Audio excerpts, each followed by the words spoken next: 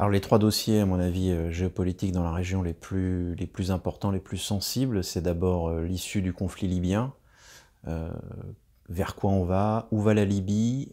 Quels vont être les rapports de force entre la Turquie, la Russie, les composantes locales, les milices, la région également?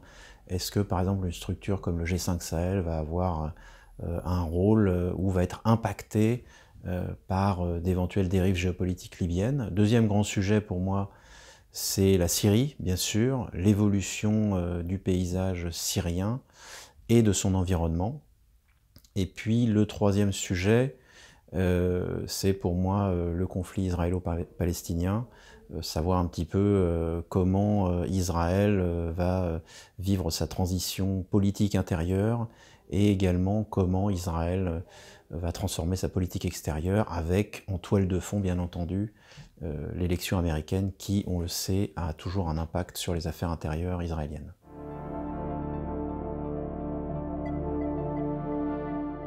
Alors si l'art de la géopolitique, c'est la gestion des séparations, je pense que les tensions géopolitiques qui sont actuellement extrêmement fortes dans la région vont au contraire attiser les mouvements populaires.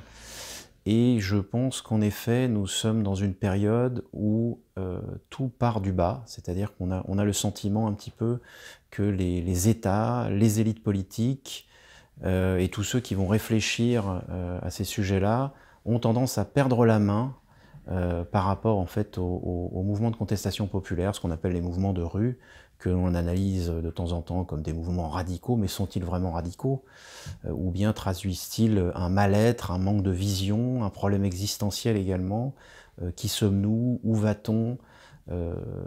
Sommes-nous au Moyen-Orient? Qu'est-ce que cela signifie? Je pense qu'au contraire, moi, nous allons vers davantage de tensions et qu'en fait, une tension va en appeler une autre.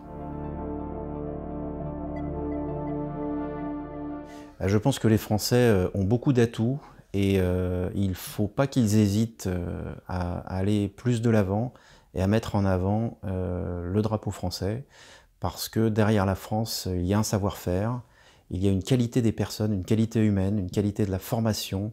On a d'excellents ingénieurs, d'excellents financiers, d'excellents constructeurs, et on a également des visions, des valeurs qu'il ne faut pas hésiter à véhiculer et à échanger avec les pays dans lesquels on investit, notamment au Moyen-Orient. Je pense que trop souvent, le milieu des affaires se ferme, vit dans une forme de confidentialité et hésite à partager, alors que je pense qu'au contraire, il faut s'ouvrir. Il faut s'ouvrir à l'autre, véritablement. Il faut ne pas hésiter à donner sans chercher à recevoir. Et donc, c'est une devise que je m'applique à moi-même.